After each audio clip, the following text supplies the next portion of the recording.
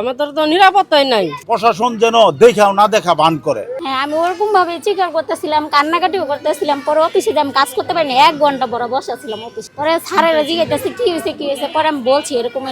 নিজেরও তো একটা সুরক্ষা আছে না, যে যদি আবার যায়, আবার যদি এরকম খালি থাকে, পরে যদি আবার আমাকে ধরে। আমি চাই যে আমার মোবাইলটা উদ্ধার হোক, আর তাদের আর কোনো মেয়ের সাথে জানি তারা এরকম না করে। জীবনের ঝুঁকি নিয়ে চলা লাগতেছে।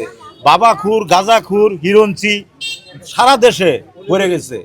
এবং কি প্রশাসন নীরবতা, প্রশাসন যেন দেখাও না দেখা বান করে। তাদের কিছু বলার থাকে না, কি করবে তারাই? যায় ধরে নিয়ে যায়, বড় ভাই ফোন দেয়, হ্যালো এটা কিন্তু আমার লোক, এই বড় ভাইয়ের কথাই ছেড়ে দেয়। এইটার সুষ্ঠু বিচার হওয়া না পর্যন্ত সারা দেশে কোনো শান্তি ফিরে আসবে না। দেশে কাজকর্ম কম, বেকারত্ব। যেমন আমি ড্রাইভার, আমি আজকে 3 মাস ধরে চাকরি হারাইছি, আমার মাসে 30-40 হাজার টাকা খরচ। এখন তো আমি বেকার হয়ে আপনার কি কমু? সত্য কথা, আমি একটা কথা বলি, এটা দেখাইবেন।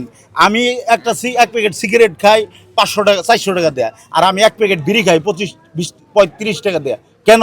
আমি কোনো অবৈধ পথে চলে যাব না। না, এমনটা হওয়া উচিত না তো। আমাদের তো নিরাপত্তাই নাই। আর পুলিশের ধলে তো মনে করেন ছাইরা দেয়, ঘুষ খাই করে ছাইরা দেয়।